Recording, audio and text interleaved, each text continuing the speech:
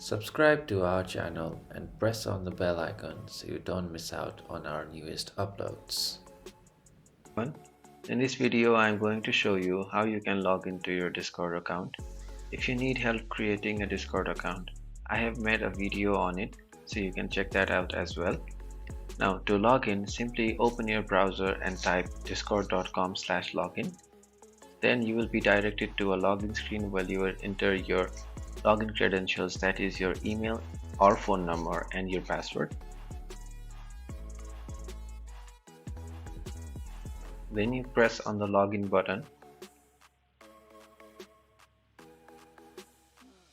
and Discord will redirect you to your login screen.